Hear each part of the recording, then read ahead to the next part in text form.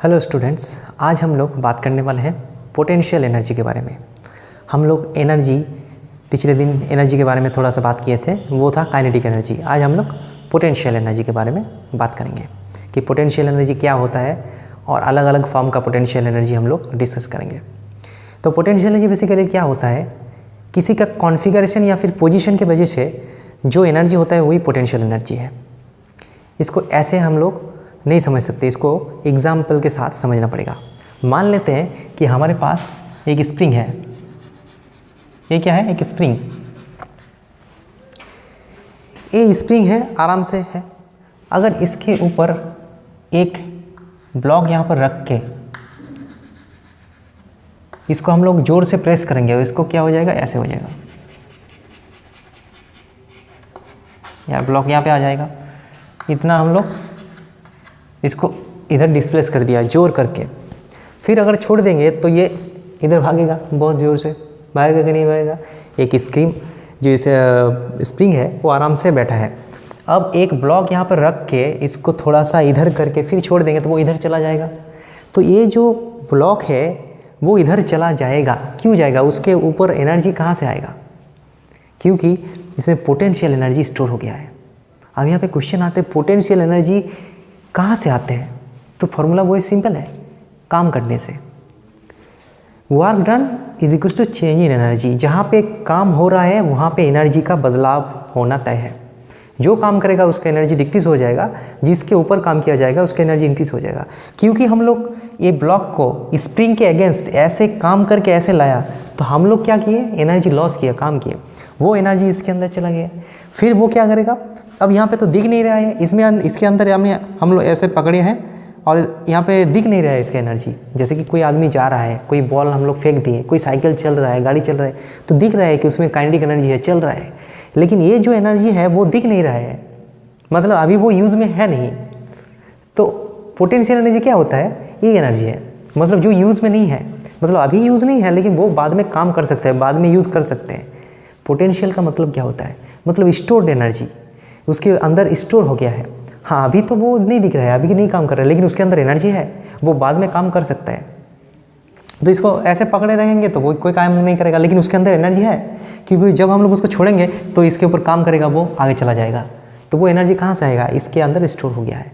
और जो स्टोर होने वाला एनर्जी है वो क्या एनर्जी है? Potential energy. कौन दिया?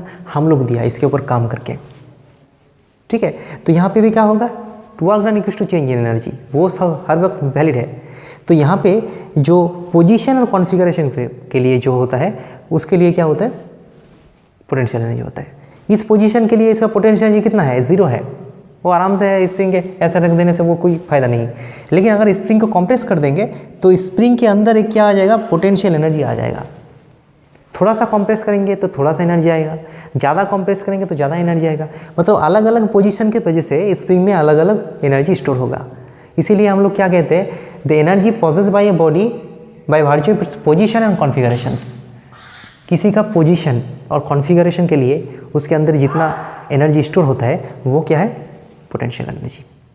और एक टाइप का एनर्जी होता है potential energy, gravitational potential energy.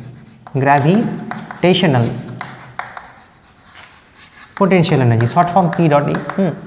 तो मान लेते हैं कि हमारे पास ऐसे एक बॉडी रखा हुआ है सरफेस में, ए मास का एक बॉडी रखा हुआ है आर सरफेस में।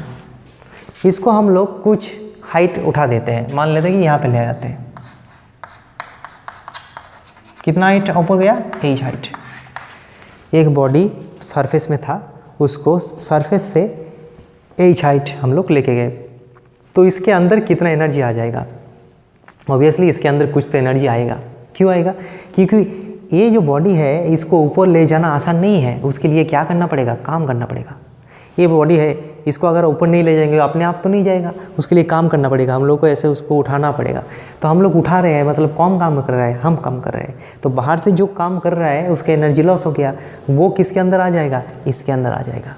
लेकिन एनर्जी तो दिख नहीं रहा है, वो तो रेस्ट में है। हाँ है, लेकिन उसके अंदर एनर्जी है।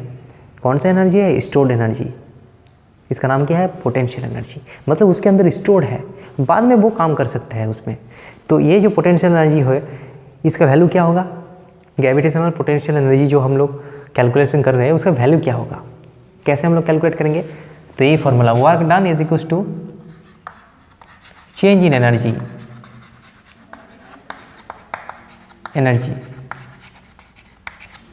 तो यहाँ पे वर्क डन कितना हो रहा है, यहाँ पे फोर्स कितना लग रहा है एम इंटू जी, इस पे ऊपर लगने वाला फोर्स कितना है एम इंटू जी ग्रेविटेशनल फोर्स, तो हम लोग अगर इसको ऊपर खींचेंगे तो उतना ही फोर्स लगाना पड़ेगा। इसका वेट अगर मान लेते हैं 10 न्यूटन है, मतलब ग्रेविटी इसको 10 न्यूटन से नीचे खींच रहा है, तो इसको अगर ऊपर उठाना है तो हम लोगों को कितना फोर्स लगाना पड़ेगा, एटलीस्ट 10 लगाना पड़ेगा। तो इसीलिए क्या होगा फोर्स mg और डिस्प्लेसमेंट h। तो यहाँ पे पोटेंशियल एनर्जी कितना हो जाएगा, यहाँ पे पोटेंशियल एनर्जी कितना होता है 0 मान लेते हैं, तो यहाँ पे पोटेंशियल एनर्जी क्या होगा u, मतलब पोटेंशियल एनर्जी क्या है u, मतलब symbol of potential energy, potential energy जैसे कि हाइट को एज देके डिनोट किया जाता है, तो पोटेंशियल एनर्जी को u दे से डिनोट करता है। तो यहाँ पे जो पोटेंशियल एनर्जी इसका होगा h हाइट में वो क्या होगा mgh। So gravitational potential energy का फॉर्मूला क्या निकला mgh, जितना हाइट ज़्यादा उतना ही ज़्यादा ग्रेविटेशनल पोटेंशियल एनर्जी। ठीक है, तो इसे अच्छे से समझना पड़ेगा कि पोटेंशियल एनर्जी और काइनेटिक एनर्जी में अंतर क्या है। काइनेटिक एनर्जी मतलब यूजेबल एनर्जी, मतलब नॉट यूजेबल मतलब अभी यूज़ हो रहा है, पोटेंशियल एनर्जी मतलब अभी यूज़ नहीं हो रहा है लेकिन बाद में यूज़ कर सकता है, स्टोर एनर्जी। उसको हम लोग दूसरे तरीके पे बोल सकते हैं कि किसी के कॉन्फ़िगरेशन या फिर पोजीशन की वजह से उसके अंदर जितना एनर्जी आ जाता है वो पोटेंशियल एनर्जी है। ठीक है, तो ग्रेविटेशनल पोटेंशियल एनर्जी क्या होता है mgh होता है। तो इसके ऊपर हम लोग क्या करते हैं न्यूमेरिकल्स करते हैं कुछ, तो ये क्या होगा थोड़ा सा कॉन्सेप्ट क्लियर हो जाएगा। अब हम लोग 2 प्रॉब्लम न्यूमेरिकल प्रॉब्लम सॉल्व कर लेते हैं। पहले प्रॉब्लम को अच्छे से पढ़ते हैं। पहला क्वेश्चन दिया है find the gravitational potential energy of a body of mass 10 kg when it is at height 6 metre from the ground. एक बॉडी है जो कि 6 मीटर हाइट्स में है, एक ग्राउंड है, ग्राउंड से 6 मीटर हाइट पे एक बॉडी यहाँ पे रखा हुआ है, इसका मास कितना है 10 किलोग्राम इज़ द मास।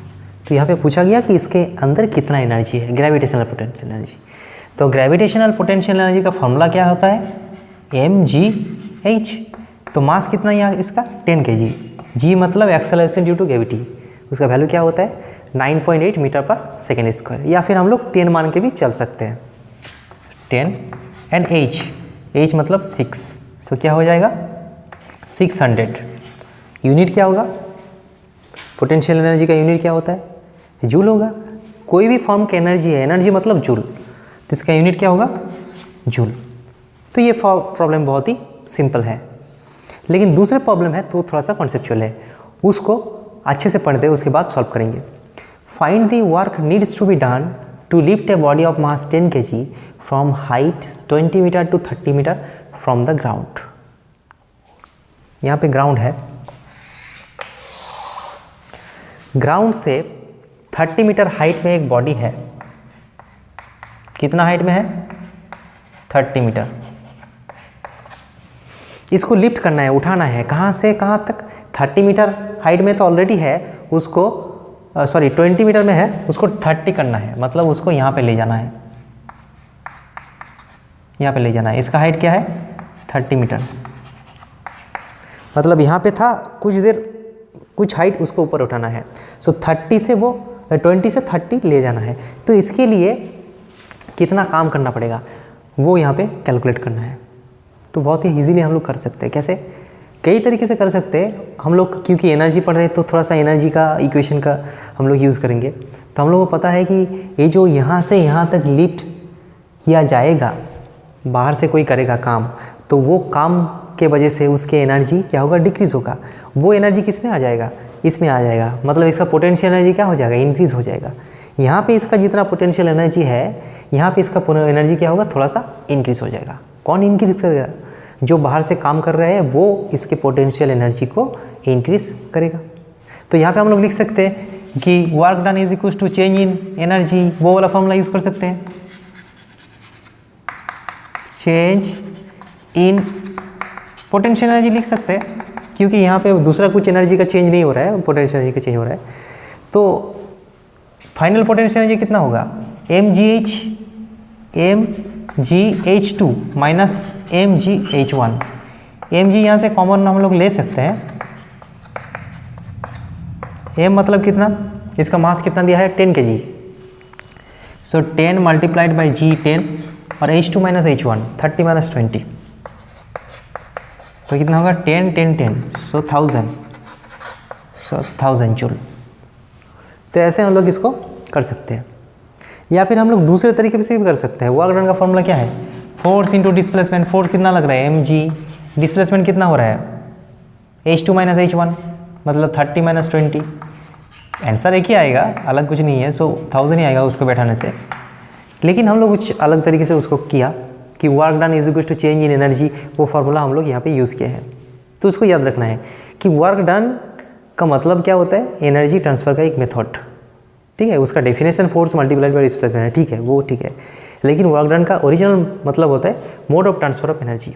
एक बॉडी से दूसरे बॉडी में एनर्जी ट्रांसफ़र हो जाता है। जो काम करता है उसका एनर्जी डिक्रीज़ हो जाता है, जिसके ऊपर काम किया जाता है उसका एनर्जी इंक्रीज़ हो जाता है।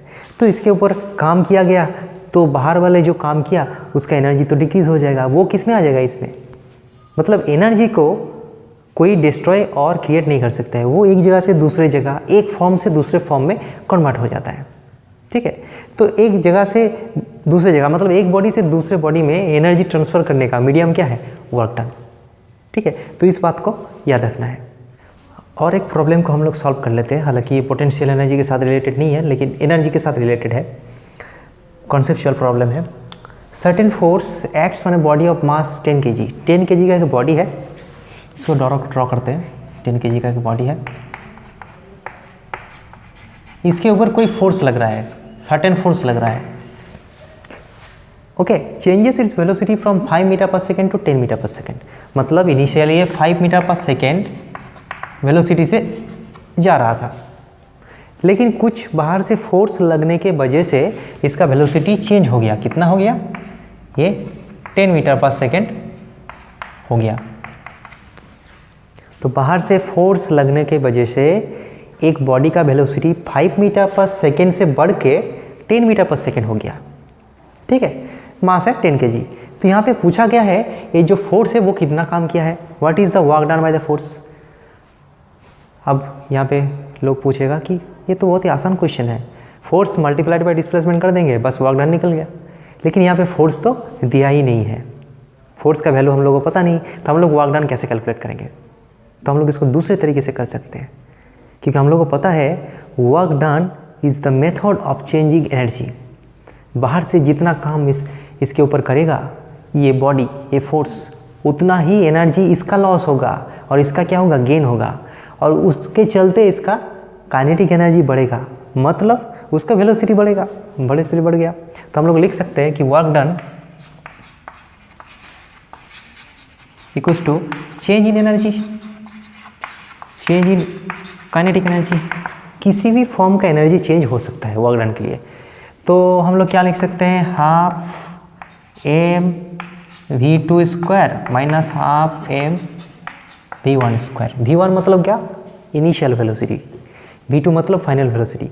तो काइनेटिक एनर्जी में कितना बदलाव आया है, यहाँ पे इसका काइनेटिक एनर्जी कितना है, half m v2 square minus यहाँ पे कितना था, half m v1 square.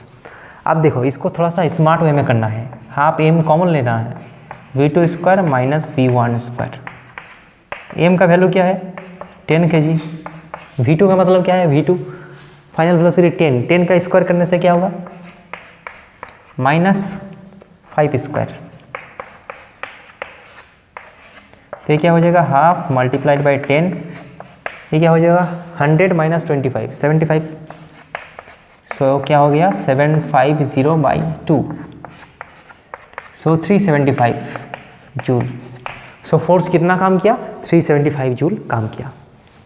Okay, तो यहाँ पे और एक क्वेश्चन आ सकता है, if displacement is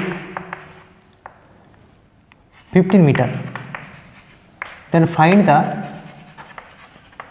force। Force कहाँ से निकलेगा, वर्क डन का और एक फॉर्मूला है, वर्क डन इक्वल टू क्या होता है, फोर्स इनटू डिस्प्लेसमेंट। और वर्क डन का वैल्यू तो ऑलरेडी हम लोग कैलकुलेट कर चुके हैं, तो उस वैल्यू को यहाँ पे हम लोग डाल सकते हैं। डिस्प्लेसमेंट कितना हुआ 15, तो क्या हो जाएगा